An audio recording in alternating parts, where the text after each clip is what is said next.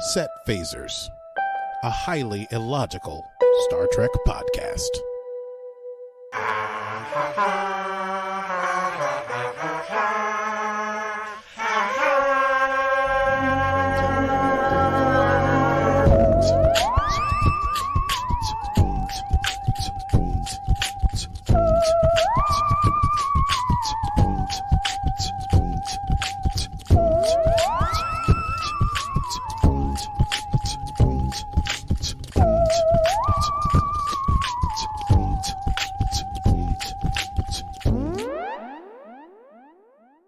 Hello, Stevie, and happy Friday. Hello, Arky. Happy Friday to you, my friend. Yes, here we are. It is stardate 21804116.6 in beautiful Arcadia. What does that mean? It is a somewhat generic term now for bucolic, pastoral, untouched by industry, like naturescape, a beautiful natural paradise. Ah, like Risa, if you will. Yes, not unlike Risa. Well, not the spas and clubs and sex houses or whatever, but the beautiful Risa nature preserves. That's Arcadia. Okay. A place of wonder and joy, and that is where we get the name of this penultimate episode of Star Trek Picard, Arcadia. But the entire title is Et in Arcadia Ego. I looked it up. It's much darker than you think it is. Oh, we thought we had it down with our Latin schooling, did we not? Yes, our Latin schooling. Well, we had and in Arcadia. Listen, we had the general definition. Pretty much, yeah. What did we miss? And in Arcadia, I am. However, the reference apparently is to the specter of death, even in paradise. So instead of et meaning and, it means even, like even in paradise, I am there. I am death. Yeah. That is dark. It is dark.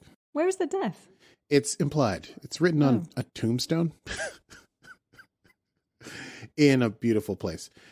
It's in a painting, and apparently it comes from Virgil. It's a poem, and Arcadia is a beautiful place with, I don't know, it's complicated, but essentially death. Where would we be without your nerd sleuthing skills? Thank you. Thank you. It's essentially memento mori, It's like, remember, you're gonna die. But it's a prettier way of saying it. I see. And so, knowing that now, as I did not know the first time I watched this episode, I now get the ramifications of this title. Indeed. Right? It all makes sense now. Mm-hmm. Even in paradise, death is among us. I feel like with Picard, our rundowns are so informative. What can I say? It's an erudite show, and we are erudite human beings. We should probably run this thing down before. Before we get too deep. That's right. To run it down. Can you run it down for me? Talk about Picard now. Run it down for me.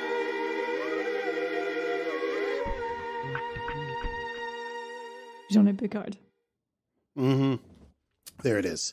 Yes, we're discussing episode 9 of Star Trek Picard, the penultimate episode, but one episode left. It's titled Et in Arcadia Ego Part 1. So we know right at the outset, this is going to be a to be continued episode, so don't expect any closure. In fact, you can expect things to get worse and worse and worse, and then for the episode to end. The situation is just going to get terribler and terribler and terribler. Dire. Dire. And it begins direly, because as you may recall, La Sirena was jumping into a transwarp conduit led by Soji, and they're flying to the planet of her birth that she found in the middle of the thing while she was about to be killed by Romulan agents, and then Picard, and there's a whole thing. So anyway, they're in this transwarp conduit, and We begin. Jurati is under a table begging for it to be over. She's not liking the experience. No. Yeah, Rios is, I think he's kind of digging it. He's like not quite piloting it, but he's watching. He's like chewing on a cigar. And they're just banging through this transwarp conduit. It's crazy. And then they fly out of the conduit and they're there. Boom! In the Goulion system.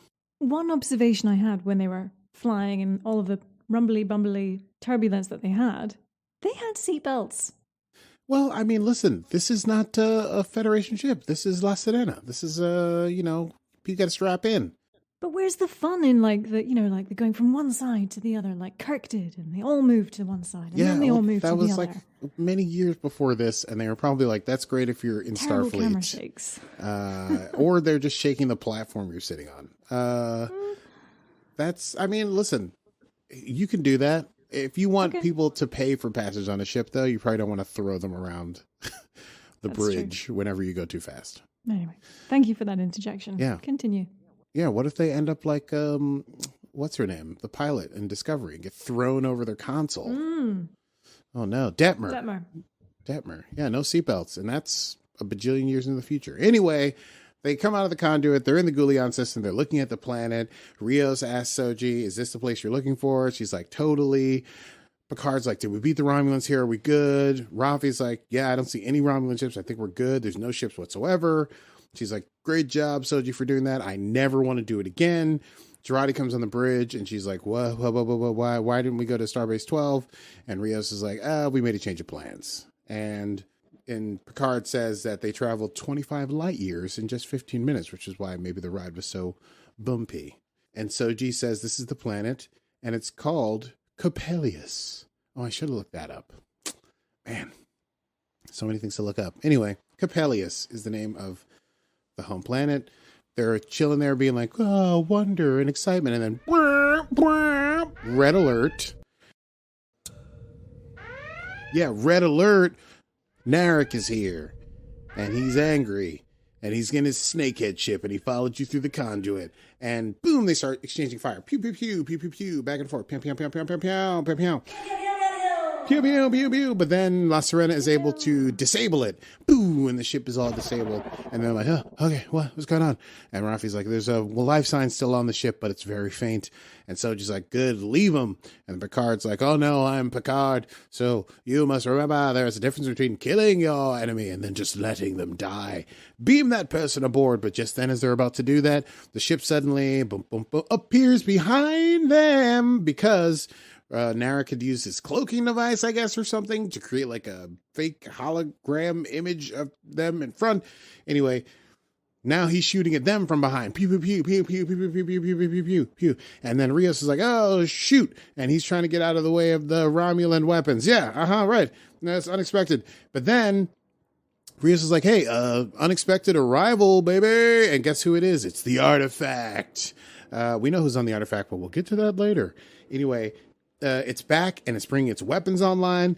And then Rafi says, oh gosh, there's 5 bogies coming from the surface. Bogies? And they appear to be giant flowers. Big orchids. And they are. They're just enormous fucking flowers. And they surround La Sirena, and they surround Narek ship, and a bunch of them surround the Borg cube, and it causes all the power to go out, and the ships start plummeting into the atmosphere, and it's a lot of rocking and a rolling. You thought it was bumbly-wumbly before. It's bumbly-wumbly when you're falling through the atmosphere surrounded by a giant orchid, and you have no power in your ship. And there's like a shock wave, because I guess Borg cubes are not supposed to enter atmospheres. That'd be my guess. Yep. All the lights go out. And then there's a very cool scene, which I think doesn't get enough credit, which I remembered, but I couldn't remember when it happens, when the lights go out. And then Rios is lighting his lighter. And of course he has to, it's an old school like Zippo or something. And so he has to light it, spark it like exactly enough time so that you see everyone's face in the darkness. It's like Rafi, Jurati, Rios, Soji, Picard, and then it's lit. And they're all like, oh, okay, what's going on here? The ship shook and they enter the atmosphere, and then they're like, light is coming through the portholes or whatever, but they're still being surrounded by a flower. And they all look around and everyone seems okay except Picard, who's completely passed out in his chair. And they're like, JL, how you doing? And he goes, well, thank you for coming, everyone, in a dazed voice. And then the crew all rushes over like, Jean-Luc, Jean-Luc, Jean-Luc, Jean-Luc. And that's the end of the opening. It's very exciting. I had a funny Zippo joke for you. Okay, please. What is the difference between a hippo and a Zippo? I don't know. What's the difference between a hippo and a Zippo? One is really heavy, and the other is a little lighter. Ba-dum-tsh! Wow. I hope you're proud of yourself. Mm-hmm. Hey, I've had these for ages, these sound effects. I've never used them. It's because they're terrible. That is a lot of fanfare for your joke. You know what?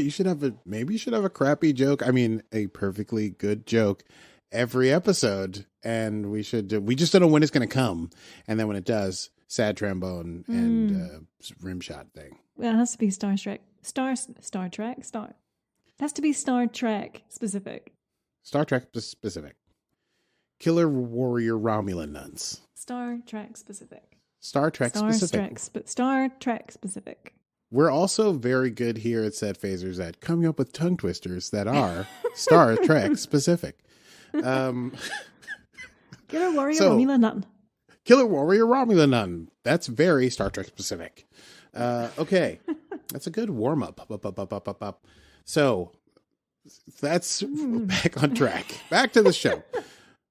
Picard is like having weird flashbacks, and then he wakes up and he's in the sickbay on La Sirena, and Jurati is tending to him, and she's like, the power went out, and then we landed, and they opened up the windows. Apparently the ship has shutters, so there's natural light coming in, but there's still no power, but she was able to figure out what was going on with him through finding an old medical tricorder. And she's like, oh, it looks like you're fine, except I discovered some weird stuff in your head, but maybe the tricorder's broken. And Picard's like, I know what it is, because remember in episode 1 when a doctor dropped by and was like, hey, you're going to die no matter what you're going to do, you're going to die at an Arcadia ego? And Picard was like, okay, well, I better get out into space. Parenthetical statement, Picard's version of Arcadia. And so Picard's like, no, I think the tricorder's all right. And then we have what I can only call an Allison Pill cry take, where she just looks normal and she cry, and then she goes back to normal. It's very impressive. I wish every time I watch it, I try to do it. Like normal face, bursting apart with crying, and back to normal face. That's hard. That's the tongue twister of emotions. I just wonder if she has IBS. She doesn't have IBS. You think that's what it was? And they were like, oh, yeah, we got to use it. It's perfect. And she's just like, oh, just this acid reflux. So anyway, Picard goes to the main bridge, and the crew's all like, hey, JL, what's going on, man? How you doing? You feeling okay? And he's like, hey, what we're going to do is we're going to take Soji to her people. We're going to tell them that some Romulans are attacking. We're going to try to contact Starfleet and turn this whole thing around. And yeah, there's Borg implants in my head and they're eating my brain and I'm probably going to die. But that's the last we're going to talk about it. And I don't want to hear anything about being a dying old man. Then he's like, give me a status update. And Rios is like, the ship's structurally intact, but I got to figure out what's going on with the power. Rafi's like, we landed on an M-class planet. We were disabled by the space flowers, but she has detected a settlement. And Soji identifies the settlement on Coppelius as Coppelius Station. And it's like a couple kilometers away from where they crashed. And she suspects it's the place that she was created, but she's not really sure because her memories are jumbled. Anyway, I guess they're sort of like curious as to whether the people or androids or synthetics at Coppelius Station will be cool with them. And Soji's like, well, you like Data, and he was really open-minded and sweet, so they're probably like that if they're like me. And everyone's like, okay, well, then we should probably go. And so Picard's like, I think it's time we take a walk. And so they think they're ahead of the Romulans because they took the crazy space conduit. And so Rafi's like, we got a head start, but it could be like within a day or two, we could be, so, Romulans could show up to do their thing here. And so they all go out. Rafi gives Soji a phaser and says, hey, watch out, watch your back, just in case of crazy aliens or Narek. It's a great quote that I chose for quotable moments in that. As they leave, they find the crashed artifact is not far from them. And even though time is of the essence, Picard wants to go and see if their friends are still alive. So they go over there to see if Hugh and Elnor have survived. Rafi does point out that Capella Station is in the other direction. I think she calls it Synthville. She says Synthville is in the other direction. Jurati's like, why don't we split up? And then it's actually Soji who's like, I think we should all stick together. So they go into the cube. They see some XBs that are there. One of them refers to Picard as Locutus. He freaks out. But then Elnor shows up and he's like, hey, Picard. And he hugs him. And Picard's like, say what? You're alive. And then a bunch of like dead Romulans get kicked down onto the ground from up above. And who should show up on the scene but get that cue ready? 7 of 9. She's 7 of 9. 7 of 9. She's 7 of 9. 7 of 9. It's 7 of 9. Oh, boy. That never gets old. It really should, but it won't. It doesn't. Yeah, so 7 or 9 is just like, hey, what's up? You guys here to help clean? Are you just happy to see me or whatever? Something badass as she shows up. It was so badass. Just kicks Romulans down the stairs and goes, all right, Picard. How you doing? What's up? What's up? What's up? I'm here to save you guys. We saw a snakehead following you, so we jumped in a transwarp conduit and decided to save you guys. What's up? I connected with the Queen Cell, so I'm going to get these things going back in order, maybe get some replicators online.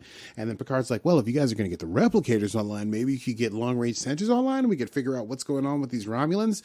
And the sensors are activated. And they discover that they're facing a fleet of 218 Romulan warbirds. Just 218 Romulan warbirds. I didn't write down the quote, but someone says like 218, that's not so much. And someone else says something like, yeah, it's just the first 100. 109. First 109 you got to watch out for. Ba-doom-doom. That wasn't as funny as my Zippo joke, okay? That's why I did my own rim shot. And so Picard has to explain his illness to Elnor, who is like a child. He is so innocent, even though he's a machine of death. And it makes Elnor sad. And then Elnor's like, but Picard's like, you should stay here with the XBs. They need your help more than I do. And Elnor says, as they say goodbye, that he may never see Picard again. And Picard says, well, that's true for any two people who say goodbye. And he tells Elnor that he's proud of him. 7 says, all right, Picard, you take it easy and keep saving the galaxy. And Picard's like, can't do it. That's all on you now, because I'm dying. And he walks out into a bright light. Into a bright sunset thing. Sunrise, it doesn't matter. He walks out. It's the end. You're like, oh, this is the heroic departure to their end. So they arrive at Capella Station and they're walking among the population and they're like synths and somewhat normal, but one of them has yellow eyes like Data and recognizes Soji and says, hey, welcome home, Soji. I'm Arcana. And Arcana recognizes Picard and is like, you're Data's former captain. And she traces the face of Picard and his old stuff and they're super excited. And then Arcana asks Soji, did you complete the mission? And Soji's like, oh, yeah, I did, but some bad things happened. And Soji tells him about the Romulans are coming and wants to destroy them all. And Picard is like, so how many more of the big flying honking orchid killer things do you have? And Arcana's like, I think we have 10 left, which is not enough to take out 219 Romulan warbirds. But that's all swept aside as a man makes his way through all the people. And it looks exactly like, it looks like my first thought was Noonien Soong is still alive. But no, it's not Noonien Soong. It is, hold on, I consult my notes because his name is ridiculous. Or Uncle not something soon. Not Uncle. I like that. Uncle not something soon. Altan Inigo Soong. Close. Alton Inigo Soon. Inigo. Yeah, my name is Inigo Montoya. Prepare My to name, die. prepare to be turned into a synthetic life form. He is the son of Noonien Singh. And Soong. apparently, Noonien, did I say Singh? Noonien Singh. Soong. He and Bruce Maddox built this paradise for their synthetics people to live, a little paradise, a little community. And basically, Soji tells her story to Alton, and she's like sad about what happened and everything, and that she couldn't keep it a secret. And Alton's like, you couldn't have kept a secret that you didn't know was a secret, and that's part of Bruce Maddox became really paranoid because of the ban, and they didn't want unwanted attention. And then Picard is approached by a droid that looks almost exactly like Soji and Daj, except her skin is like super, Gold. like a different, More goldy. not quite human. It's like gold, and her eyes are yellow like Data's, and her hair is long and pulled back, and seems somehow taller. And she's wearing like a pink dress, I want to say, like a pink with like cutouts in Peachy? the Was it abs. peach? I don't know. Peachy with ab cutouts. Anyway, she's like hot robot Daj Soji, and she's like, I just got completely lost just describing hot robot Daj Soji. Right. That's right. Rio sees her and says like, oh, that's Jana. And he's like, the one that I met on the Ibn Masjid. And then Alton is like, oh, no, that's not Jana. That's Sutra. That's Jana's sister. Right. And then they talk, and eventually they find out about this admonition business. And Jurati's like, yeah, I saw the admonition. And Sutra's like, oh, I'd be curious to find out about the admonition. It seems to just drive humans crazy. And Picard's like, maybe it wasn't meant for human minds. Maybe it was meant for synthetic minds. And Sutra's like, oh, how curious. Well, I'm very learned in all things Vulcan. I can even do a mind meld. Perhaps I could mind meld with you, Jurati, and relive this experience, this traumatic experience. And everyone's like, I don't think you should do that. And then Jurati T is like, it's cool. I'll do it. I'm scared, but I'll do it because I think this is something that they need to see. And so Sutra does a mind meld with Jurati, and she sees something completely different than what we've seen heretofore in their crazy experiences. I didn't write down the whole long thing, but basically she sees the evolution of like human living things and how they want to be Organic life. grow and organic life. That's what it says. And they want to be perfect, and they create synthetics, but then they are afraid of synthetics, so they kill synthetics. And in so doing, they kill themselves. And then there's this whole thing about beyond the boundaries of time and space, we stand, an alliance of synthetic life, watching you, waiting for your signal. Call us, and we will come. You will have our protection. Your evolution will be there. Extinction. And then they come out of the mind meld, and I'm flipping back, but basically Sutra's like, cool. Oh, she says, fascinating. That was a fun moment. Yes, yeah. Fascinating. Fascinating. I will kill you all. Which was somewhat sort of Vulcan / Data. Very Vulcan / Data / I will use this to my advantage. So, in the meantime, Jurati and Alton Inigo Soong go into the lab. And My name is Inigo Montoya. Prepare to die. You're going to do that every time. I'm going to do it every time. That's fine. And then Jurati sees other stuff that they've been making. There's a butterfly that's completely synthetic. And she talks about Maddox. And then I think this is where Soong basically is like, oh, what shame on you, Jurati. You killed a thing that was so beautiful. You should pay it back somehow. And then he's like, oh, check out this golem I've made. It's like doesn't have a brain in it, but maybe you could help me out with some of the substrate stuff, because you can then put like a mind inside of it that could live on forever like a synthetic, whatever, if you feel like you want to do that. Because he's come up with this mind transfer process. Meanwhile, Sutra, tall peach dress Soji and normal Soji are talking about how they're going to deal with the Romulan threat. And Soji's like, I think Rios can repair La Sirena and we can all get away to safety. But Sutra's like, that is just not the way to do it. The Romulans think that we're awful abominations, and we should do my plan, which is to do this other thing. And then Soji's like, I don't know, the potential cost of lives. There's got to be a better way. And then Narek is brought in. He's all injured and struggling. So Rios, meanwhile, goes to Jurati, and he's like, hey, I'm going to go back to the ship and try to fix it. And Jurati's like, I think I'm going to stay here for a while and help them finish some of Maddox's work. And Rios is like, I don't really trust these folks, but you can do whatever you want. And Jurati's like, hey, just don't forget me when it's time to go. And Rios is like, hey, baby. Yeah. You're many things, but not forgettable. Or forgettable is not one of them. And then he's sort of, puts his hand on her hair, and they have a moment looking deep into each other's eyes. He's like, yeah. Mm-hmm. Bow chicka wow wow. Yeah, real bow chicka wow wow moment. I think they found Arcadia in each other. Am I right? Boom! Oh! Bow, bow, bow, bow. I'm disgusted with myself. Speaking of disgust, anyway, Rafi gets a tool to repair La Sirena. Arcana's like, hey, use your imagination. I think you'll be able to figure it out. And then Rafi and Picard have a moment because Rafi's so moved by gratitude for some reason.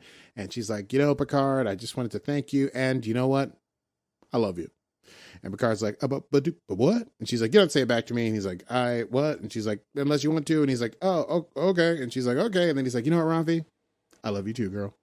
And then he walks off into the sunset again. Do, do, do, do, do, do, do. He has a wee moment because Rios goes up to him and says something, and then he's like, nope. That's what I mean. He's like, not now. I'm in the middle of feeling things. I'm feeling my feelings. Feeling my Thank you very feelings. much. We will not speak. And Rafi's like stunned. And then Rafi and Rios go to repair the ship.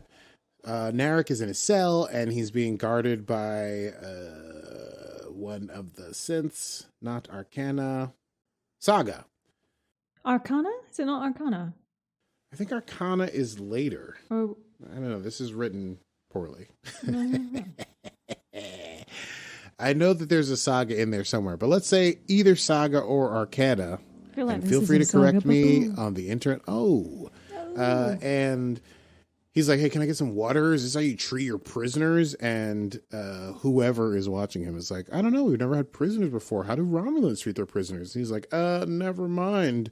Can I have some water? And then just as they're about to deactivate the force field, Soji's like, whoa, stop. You can't trust this guy. He tried to kill me. And they're like, oh, no, it's cool. I think we're good. I'm watching his vitals and stuff, and he can't get the upper hand on me. I'm a synth. And she's like, you don't know what he is. And then they have a thing back and forth, and he says, I love you. And she's like, I think you do think you love me, but you're a sad and twisted thing. And you disgust me, but not as much as I disgust myself. And then Narek is like, she disgusts herself because she pitied him. And then he's like, talking about pity. Well, I pity you because the Romulans are going to come and they're going to blow you all out of the sky. And Soji's like, they ain't going to do that. And then Arcana, it does seem like it's Arcana in my head. It looks like Arcana unless there's the other twin synth. Twinth. Hey, man, I'm living in dreams. And then they said, we'll bring you some food and some water, and we'll treat your head injury. Meanwhile, Picard is trying to contact Starfleet on an ultra-secure signal, but it's not working. And Soji shows up, and she's all confused. She's like, I don't know why this thing with Maddox and Jurati, like, why did Jurati kill Maddox? And she's like, I don't understand this, quote, logic of sacrifice. And Picard's like, I don't know, what are you talking about? And she's like, I don't know, I just don't get it.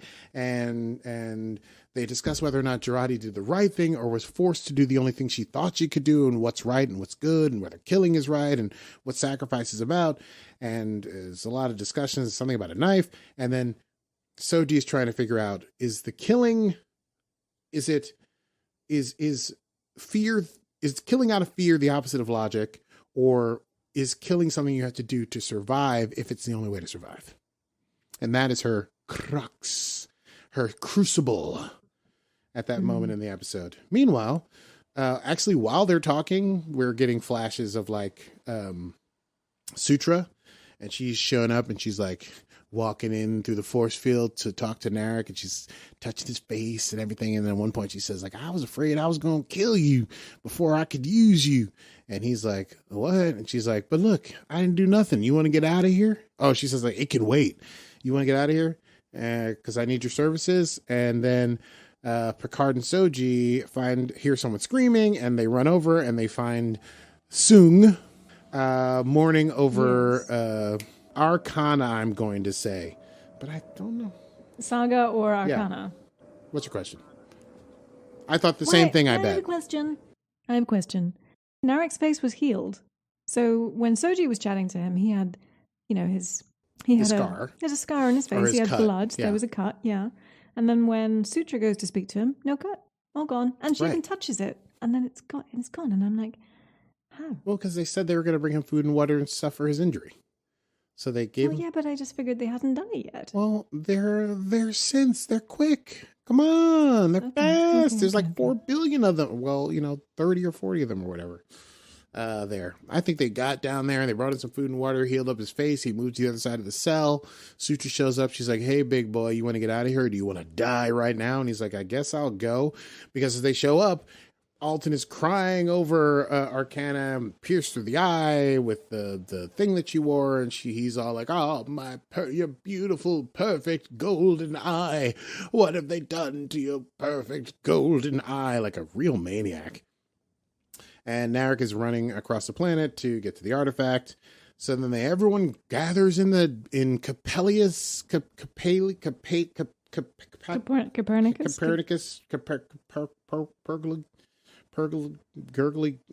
Coppelius. Everyone gathers in Coppelius Station Square.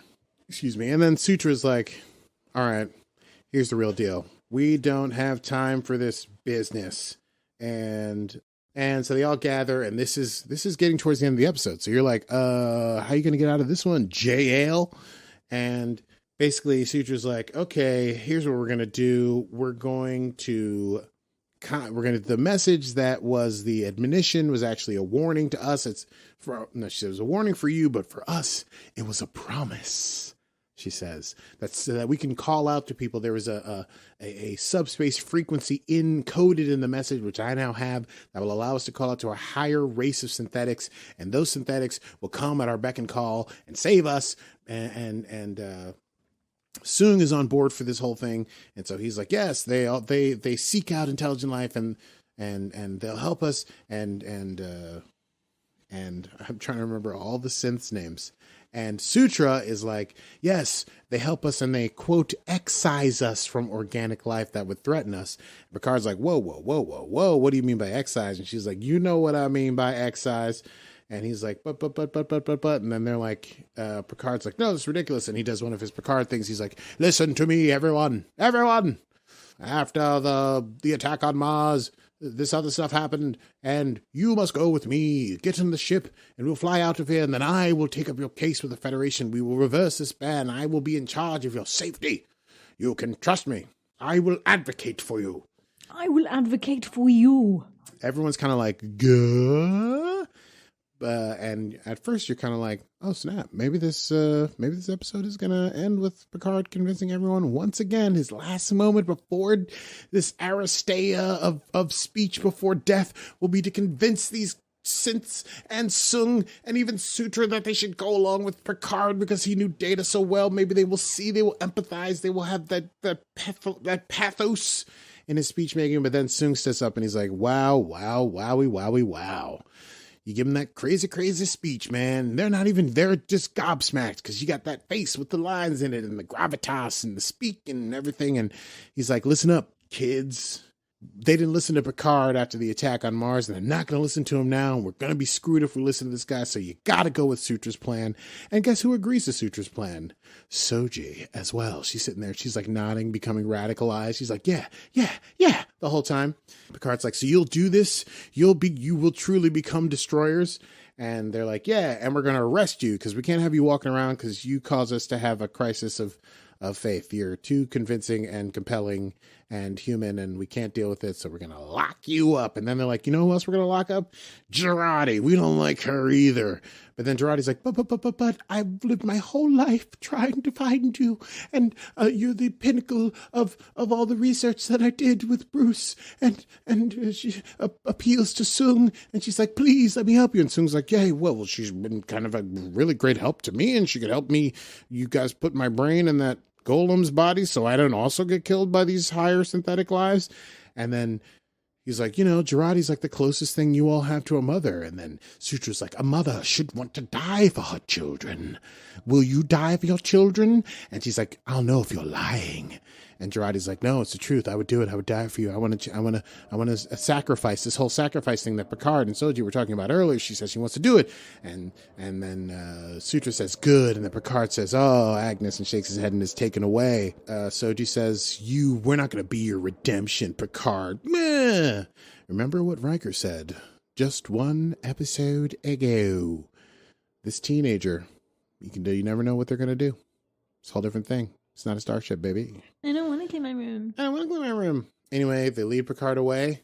Final shot of this episode. We're in a warp, and we're seeing the Romulan fleet. Are they in the transwarp thing, or are they just normal warping? I couldn't tell. I didn't look super hard just because it looked kind of like the transwarp conduit, but I don't think it is. It did. Because it shouldn't... But they were going to take 24 hours to get there, and Picard managed to do it in 15 minutes. Well, that's what I mean. So they must not have been in the transwarp conduit. They were just some sort of regular super fast warp, just full speed warp. And guess who's it's Commodore O, and they're informed on long range sensors that there's minimal defenses, and the fleet will make it there in 24 hours.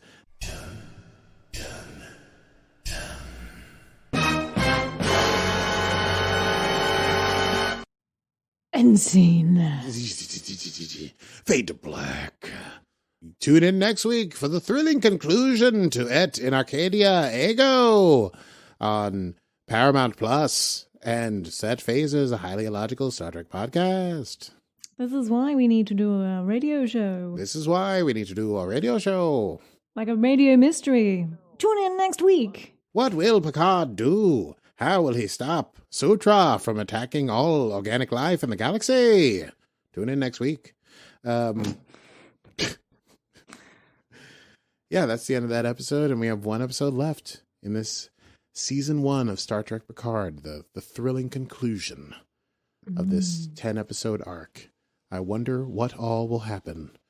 All we have to go on is the title, Et in Arcadia Ego, Part 2.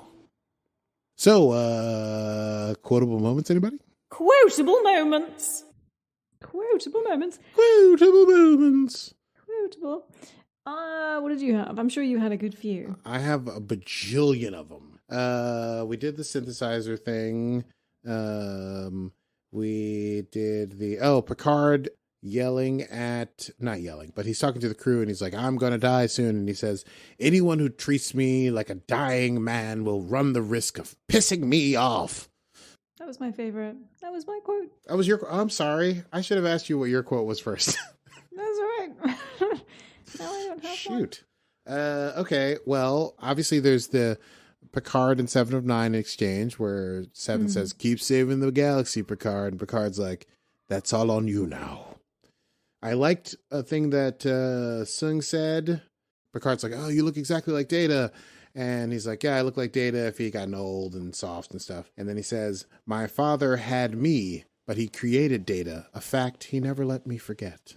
And finally, perhaps my favorite. Is that my favorite? Yeah, I think so. You know what I'm realizing in this rewatch? Rafi says a lot of great stuff. She's very quotable, and she might be my favorite character to watch in this rewatch. Rafi and Rios, not EMH Rios, but Rios himself. I'm enjoying their stuff. But when they're about to leave the ship to walk out on the planet, she gives a weapon to Soji, and she says, we might run into, I don't know, angry reptiloids out there, homicidal fungi. It's a thing. And then because Soji looks unconvinced, she says, or somebody's asshole Romulan ex. Anyway, I thought that was great. Angry reptiloids and homicidal fungi. That was perfect. Ooh.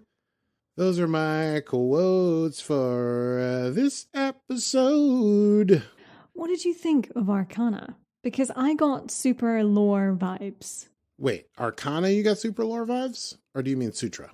Sorry. Yes. What did you think of Sutra? Because I got super lore vibes from Sutra. Yes, exactly that. It was like Soji was totally the Data character who's like, I know that I was created, but I don't really understand, and I'm doing my best to fit in, and I want to be human, even though I know I can't be, but I have to learn where the dividing line is and if it matters. And then Sutra's like, I know all the secrets. I've been so close to our father. He told me everything. I can have emotions. I can come up with dastardly plots. Got the same vibe there. But Soji, who was so distrustful of Picard and everyone around her, suddenly has, found her family and gone, oh, okay, totally, I believe you. Yeah, let's do that. Well, listen, she's been on completely unsolid ground for the last 3 episodes. She was in a fugue state when she had a memory, and then was immediately her boyfriend tried to kill her. And then she met some old guy who was like, come on my ship. And then they jumped through a thing of energy into a planet. They met a girl who gave her a compass and told her that she was great. And then Picard insulted her. And then they jumped on a thing and she found out that there was murders happening. But I mean, she's been all over the place. And now she's finally found where she truly came from and her family. And she's like, these are the people I want to defend, But also her thinking is not complete yet. So, she's ripe.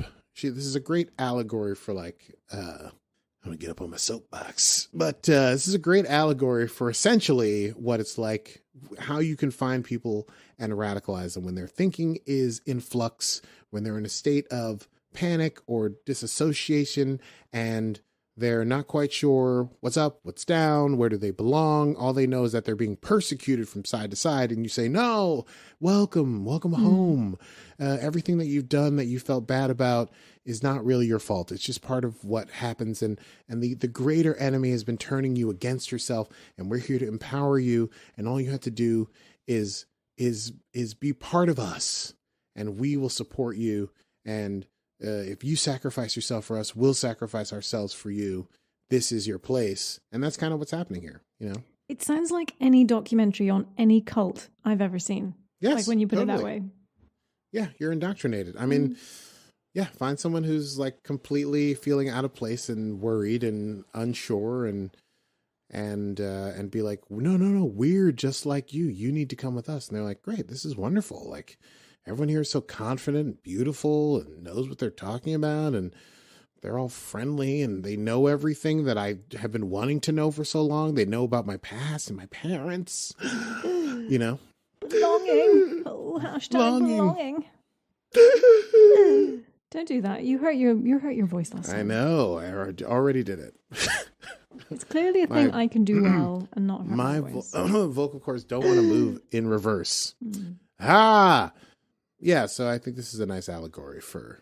It's not nice, but it's an effective allegory.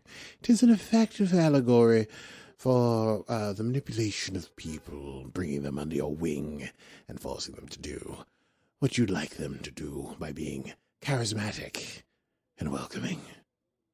And essentially a sociopath. You want to play a 60-year-old literature professor in real life. Yeah. Play? Yeah. I want to be. Oh, I want to be.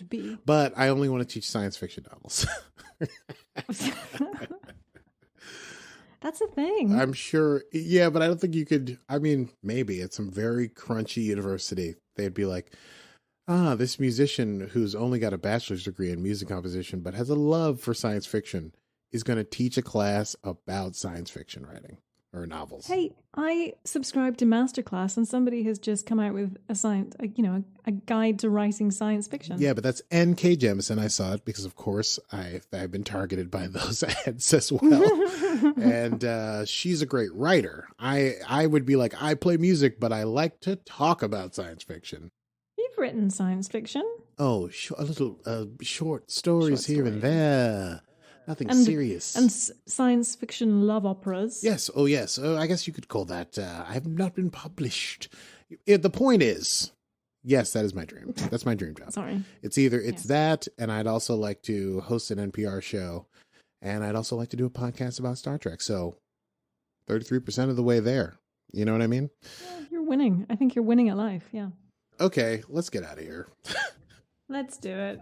Next time on Set Phasers. Next time on Set Phasers, the thrilling conclusion of Season 1 of Star Trek Picard in Arcadia Ego Part 2. And we'll find out if Picard stays locked up, if the Romulans attack, if Soji changes her mind, if Rios and Jurati fall in love, what happens with 7 of 9, what happens with Elnor. So many threads to wrap up, and we'll find out next week. Tune in next time to Set Phasers. You can, of course, follow us on Set Phasers Podcast on Instagram, and also on the Facebook too. I post memes. We have some things. I shared a picture of... Meme Game Strong. Yeah, Meme Game Strong. I shared a picture of Aki's new Star Trek socks this week. They were a gift from someone. Someone From who someone. knows you so well. Someone who knows me very well sent me a package of Star Trek socks. I'm wearing a second pair today. Are you really? Yes. What are you wearing today? I'm wearing the Spock ones. Spock. Of course. Live It's long Friday. and Spock. Spock. And I have the other ones around here too, but we're not live streaming anymore, so I can't show on video people my anymore. socks. Never mind. We'll just have to post your Monday through Friday socks as memes. Great idea. Tastes good. Great idea. Meme Game Strong. I have now forgotten my outro. I think it's you now. You need to say It something is about me. following us Yes. somewhere else. Yes, listen, if you want to support our continuing mission to discover what Star Trek has in Star Trek, what am I, 9,000 years old? Fuck it. Star Trek specific. skepticals. Specific Star Treks. If you want to support us in our continuing mission to discover what Star Trek has in store for us, we'd only be delighted. You can patronize us, we can take it, by going to patreon.com/setphasers. Well, until next time, I'm Stevie Mans. And I'm Aki Burmese, and this has been Set Phasers, a very highly illogical Star Trek podcast. That sounds so grammatically incorrect. It is. Computer. End program. Aye.